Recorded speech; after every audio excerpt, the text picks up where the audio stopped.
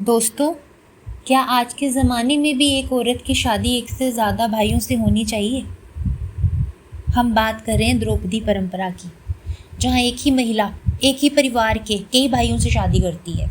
ये परंपरा आज भी कुछ पहाड़ी इलाकों में जिंदा है। पुराने ज़माने में लोग कहते हैं, पुराने ज़माने में, हमारे ज़माने में ज़मीन बचाने के लिए और खर्च को कम करने के लिए हम ऐसा करते थे। लेकिन आज की लड़कियां कहती हैं हम किसी के साथ ज़बरदस्ती नहीं रह सकती, मुझे अपनी मर्जी से जीना है, मैं ये शादी नहीं करूँगी, चाहे घर वाले कितना भी दबाव डालें, हमारे लिए बोझ है, एक के बाद एक सबकी सेवा करें और हमें थकने तक की इजाज़त नहीं, ऊपर से बीमारी का डर, गर्भधारण की परेशानी, मानसिक दबाव, सब कुछ सहना पड़ता है। दोस्तों, ये महाभारत से इंस्पायर्ड ट्रेडिशन है, जिसमें हम जानते हैं महाभारत में द्रौपदी जी 5 पांडवों से विवाह रचाती हैं और ये ट्राइब्स, ये कम्युनिटीज़ अपना कल्चरल लीनिएज महाभारत एरा से इस्टेब्लिश करती हैं। ये हिमाचल प्रदेश, उत्तराखंड और नेपाल में जो बॉर्डर पे कम्युनिटीज़ रहती हैं, इन कम्युनिटीज़ के द्वारा अभी भी प्रैक्टिस किया जाता है। देखिए, अगर हम लीगली बात करें, इज़ इट लीगल, तो हिंदू लॉ तो पॉलीएंड्री रिकॉग्नाइज नहीं करता। पॉलीएंड्री यानी एक वुमेन जब एक से ज़्यादा 2-3 मर्दों से शादी करती हैं, that is polyandry, which is opposite of polygamy, जिसमें क्या होता है बताएं? एक बंदा एक से ज़्यादा औरतों से शादी करता है, राइट?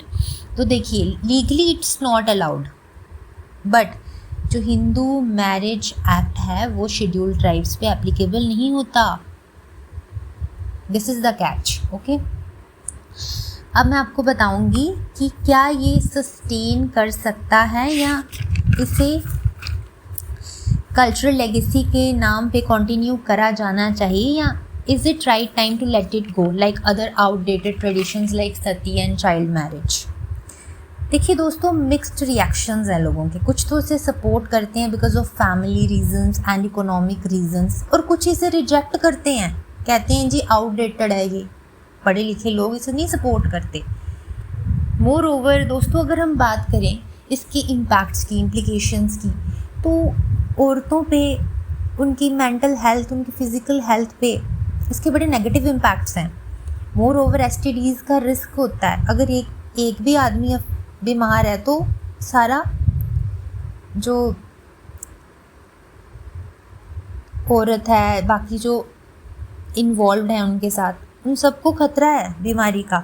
इवन प्रेगनेंसी में इश्यूज आ सकते हैं, स्ट्रेस, मेंटल स्ट्रेस लेडीज़ को।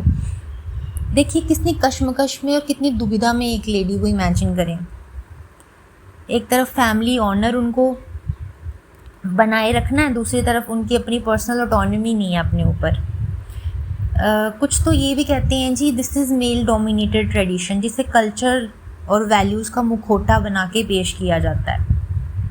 कुछ इसे कहते हैं जी वुमेन का सेक्रीफाइस है, कुछ कहते हैं जी नहीं, वुमेन तो रानी होती है घर की, she is the queen of the house.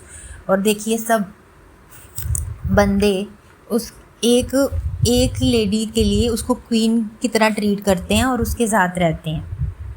हालांकि डिवोर्स अलाउड है और लोकल पंचायत में ऐसा होता है, और ये प्रथा है कि लकड़ी को तोड़ के किया जाता है। जस्ट लाइक हम जानते हैं कि कुछ नॉर्थ ईस्ट वाली साइड में जो कम्युनिटीज़ हैं उनमें जैसे तलाक होता है, बड़ा ट्रेडिशनल तरीके से होता है, उसमें लीफ को बीच में से तोड़ा जाता है ना, जैसे कोई लीफ है उसको बीच से काट दिया जाता है कि अब हम अलग हो गए।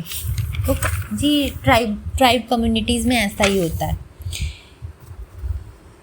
हालांकि वुमेन जो है डाइवोर्स के बाद दोबारा से भी शादी कर सकती हैं, she can remarry someone, but socially तो एक्सेप्टेड है, बट हालांकि ऐसा बहुत ही कम और रेयर केसेस में होता है।